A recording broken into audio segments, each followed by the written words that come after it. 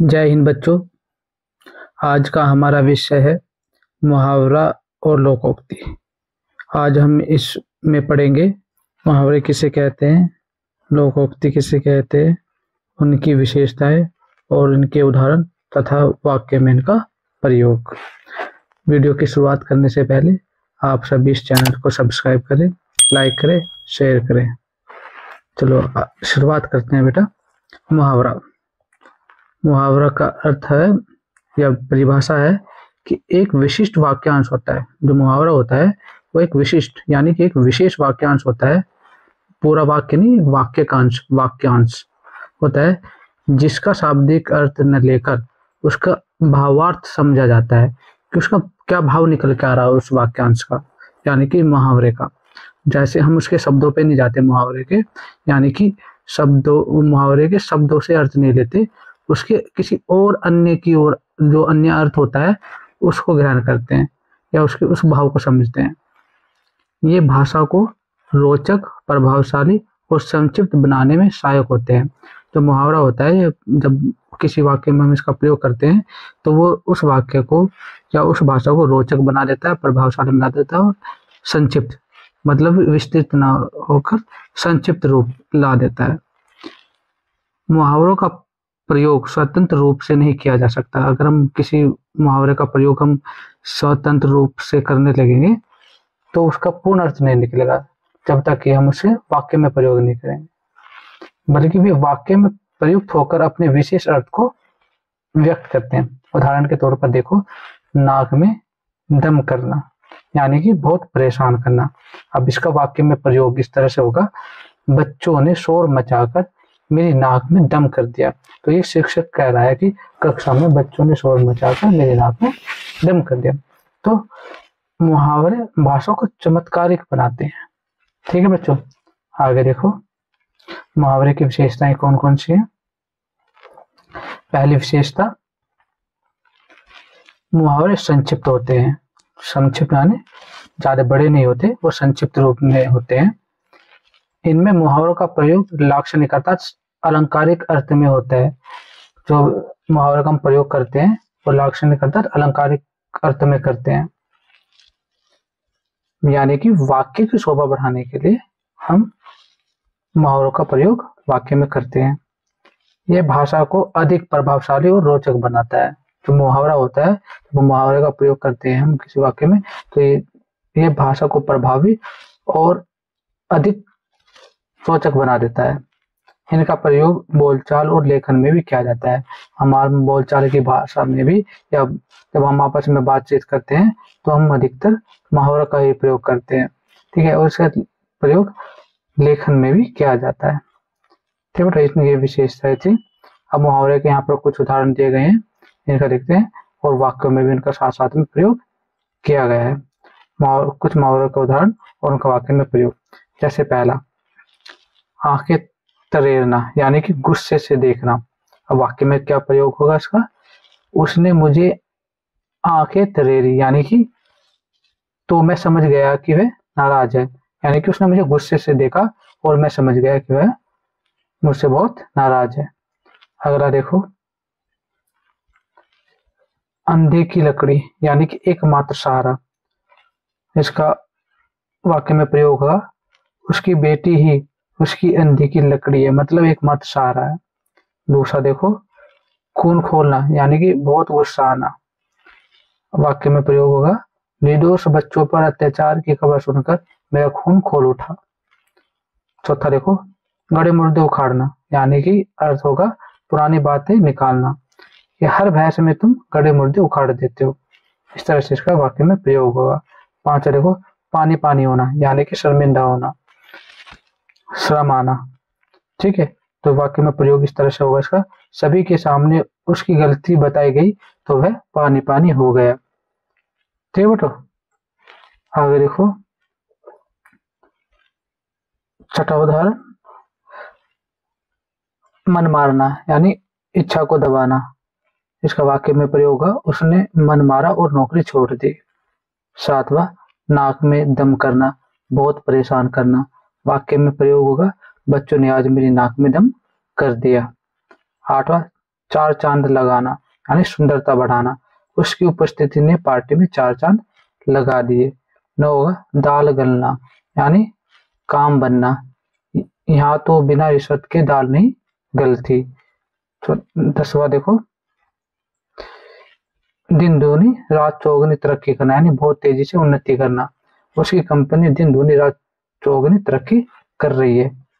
इस तरह से बेटे बहुत सारे यहाँ पर आपको उदाहरण दिए गए हैं, ठीक है। इनका मैं सिर्फ अर्थ बताऊंगा, आप बाकी आप वाक्य में प्रयोग करना, खुद देखेंगे। 11 धूप में बाल सफेद करना, अर्थ होगा अनुभव से सीखना, उंगली पर नचाना, किसी को पूरी तरह से बेकाबू रखना, पानी फिरना, सब कुछ बिगड़ जाना, आकाश पाताल एक करना, अर्थ है पूरा प्रयास करना, कलेजा ठंडा होना, अर्थ होगा संतोष मिलना, गागर में सागर भरना, थोड़े में बहुत कुछ कहना, खून पसीना एक करना, बहुत मेहनत करना, आसमान सिर पर उठाना, बहुत शोर मचाना, राय का पहाड़ बनाना, अर्थ है छोटी बात को बड़ा बनाना, दिमाग ठिकाने लगाना, सही रास्ते पर लाना,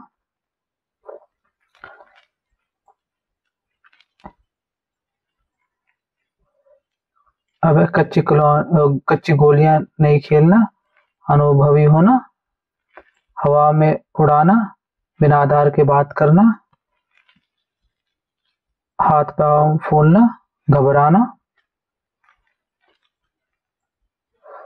रंग में भंग पड़ना, मजा खराब होना, मुखी खाना, पराजित होना, अपना उल्लू सीधा करना, स्वार्थ सिद्ध करना, चांदी काटना, बहुत पैसा कमाना, तलवे चाटना, चापलूसी करना,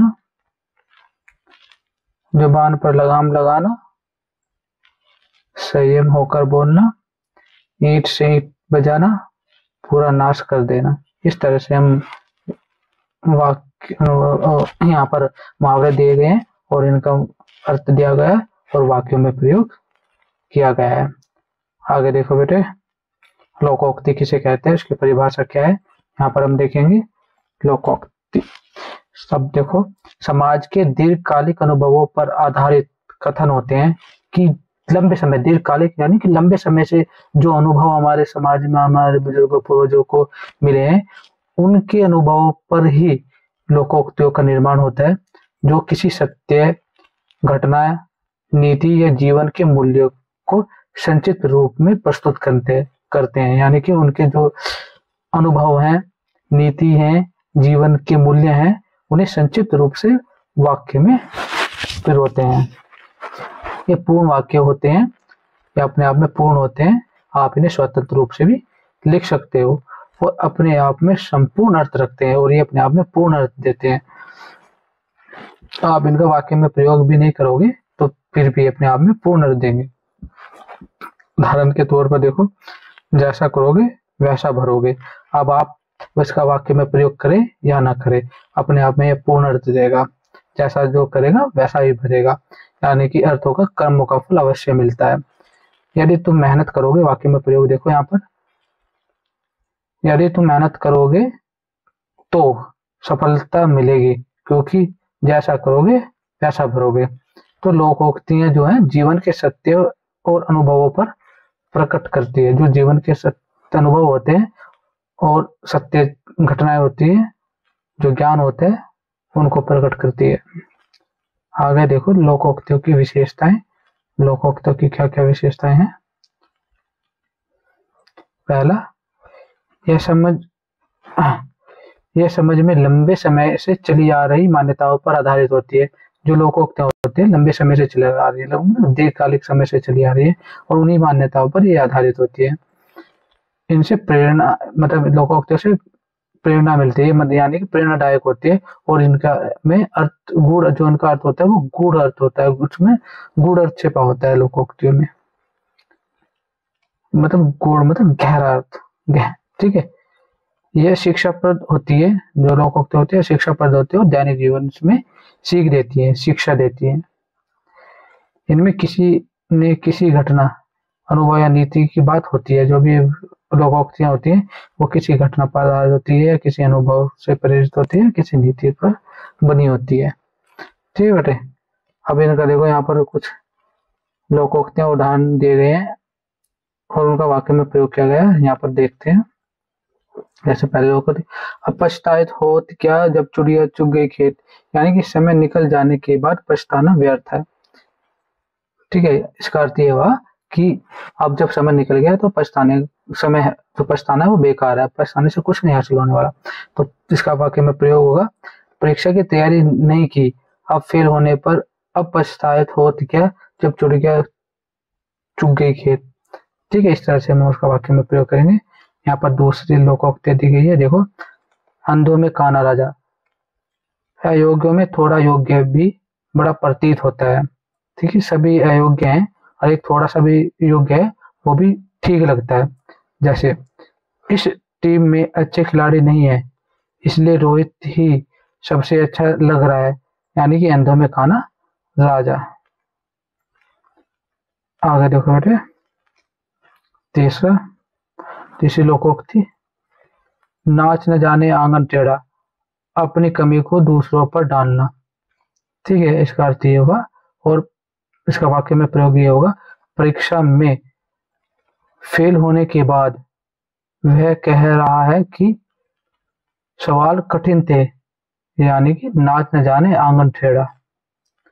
चौथा लोकोक्ति, बंदर क्या जाने अदरक का स्वाद, अयोग्य व्यक्ति किसी चीज का मूल्य नहीं समझ सकते। अर्थ ये होगा और वाक्य में प्रयोग ये है, वह इतनी महंगी किताब लेकर भी नहीं पढ़ रहा, बंदर क्या जाने अदरक का स्वाद। इस तरह से हम लोकोक्तियों का उपयोग करते हैं, इनका यहाँ पर अर्थ दिए गए हैं। पांचवा देखो, जैसा करोगे वैसा भरोगे, यानी कि कर्मों का फल अवश्य मिलता है। तुमने दूसरों की मदद की इसलिए सब तुम्हारी सहायता कर रहे हैं, यानी कि जैसा करोगे वैसा भरोगे, यानी कि जैसा तुमने किया वैसा ही तुम्हें इसका फल मिला। छठा देखो, लक्ष्मी का चरित्र चंचल होता है, यानी जो धन कभी स्थिर नहीं होता, चंचल मतलब स्थिर नहीं, इधर से उधर, ठीक है, घूमता रहता है।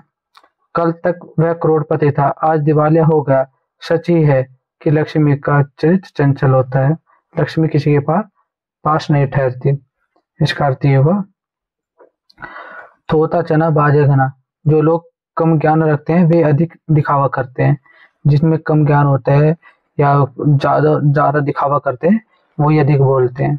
इस कहने का अर्थ ये है, वह हर समय अपनी बुद्धिमानी की बातें करता है पर असल में वह नहीं जानता। थोड़ा तो मतलब थोता चना बाजे घना। आठवां देखो,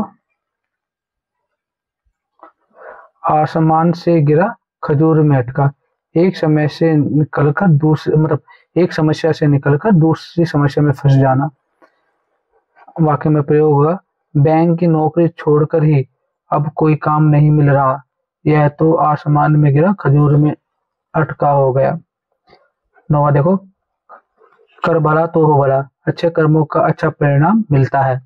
वाक्य में प्रयोग, उसने जरूरतमंदों की मदद की, अब सब उसकी मदद कर रहे हैं, कर भला सो हो भला। 10वां देखो, घर का जोगी जोगड़ा, बाहर का जोगी सिद्ध, यानी कि अपने लोग ही किसी की कदर नहीं करते। गांव के वाक्य में प्रयोग होगा, गांव के लोग उसे साधारण शिक्षक मानते हैं लेकिन बाहर लोग उसे विद्वान समझते हैं। घर का जोगी जोगड़ा, बाहर का जोगी सिद्ध, कहावत हो गई है। ठीक है, आगे भी इसी तरह से लोकोक्तियां दी गई हैं, यहाँ पर हम उनको पढ़ेंगे, उनका अर्थ देखेंगे। वाक्य में प्रयोग आप खुद करना सीखेंगे बेटे, वाक्य में प्रयोग भी किए गए हैं, यहाँ पर आप उन्हें भी देख सकते हैं। 11, खरबूजे को देखकर खरबूजा रंग बदलता है, अर्थ है अच्छे बुरे संगति का प्रभाव पड़ता है। 12वां है, खाया पिया कुछ नहीं, गिलास तोड़ा बाहर आना, बिना मतलब के नुकसान करना, अर्थ ये होगा। 13, अपना हाथ जगन्नाथ, यानी स्वयं किया कार्य सबसे अच्छा होता है। 14वां देखो, 4 दिन की चांदनी फिर अंधेरी रात, अस्थायी सुख, अर्थ होगा है स्थायी सुख। मतलब दूध का जला छाछ में फूक फूक कर पीता है, अर्थ है जिसे एक बार नुकसान हुआ हो वह हर बार सतर्क रहता है। सतर्क मतलब अलर्ट रहता है। अकेला चना भाट नहीं फोड़ सकता, यानी कि एक व्यक्ति अकेले बड़ा कार्य नहीं कर सकता।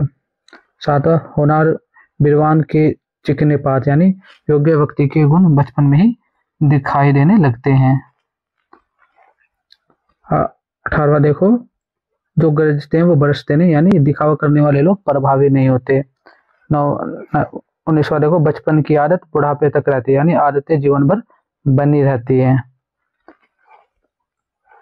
नाम बड़े और दर्शन छोटे, यानी कि बाहर से भव्य है लेकिन वास्तविकता में साधारण।